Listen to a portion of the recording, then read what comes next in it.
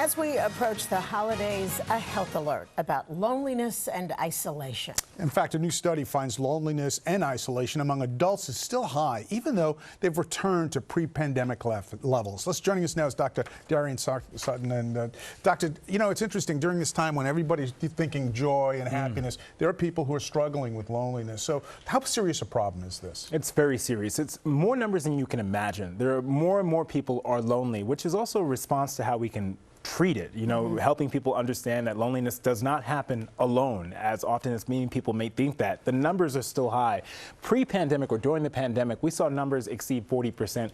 Now they still are trending down, but remain elevated. 33% of adults are reporting feeling lonely. And when you look at who are highest at risk, are those adults who are living alone, those adults who are not working, those adults who are battling mental health conditions. And this is something that extends beyond the fear or the relationship to depression. We know from studies that loneliness actually can lead to chronic health illness. There's a quote study that I think is so important and valuable. They equate loneliness to smoking 15 cigarettes a day in terms of the negative outcomes on our health. So, I was going to ask you that question, because it isn't just about, oh, you feel bad, oh, you don't have anybody to talk to. The ramifications are a lot deeper than that. Absolutely. So what can we do individually, maybe to help someone, to give us some tools to use during this period, because you're going to be running into more than a few people that are probably feeling that way. Absolutely. I think the first step is acknowledging your loneliness and understanding what that feels like. It's sometimes different deciphering between just not feeling like you have someone to reach out to. The way you can evaluate this is, who can you tell your secrets to? Who can you tell your fears to? If you don't have many people, then that should be a sign that you need to get out there and interact with more people. Get to know your neighbor.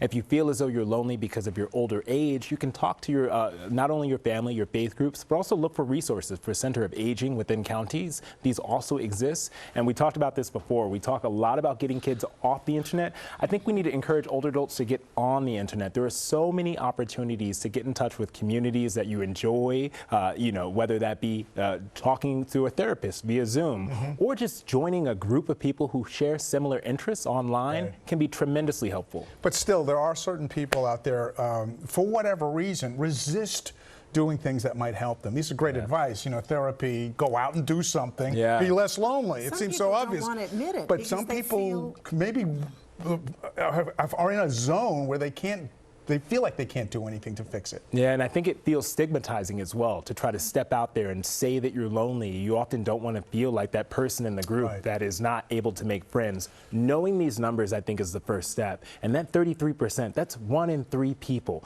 And so understanding that more likely the people that you talk to are also experiencing those same feelings might help people step out of their comfort zones. Is there one group or another? We have no more time, but I got to ask you, is it older, younger, middle? I focus on older age groups. Unfortunately, this is a group that often loses their friends, deals with bereavement, not able to figure out how to cope with changes in the dynamics of our environment. That's why we need to focus on our older friends to make sure that they're feeling comfortable, especially during this holiday period. Great advice. A great topic, too. Absolutely. Appreciate it. All right. Thank you.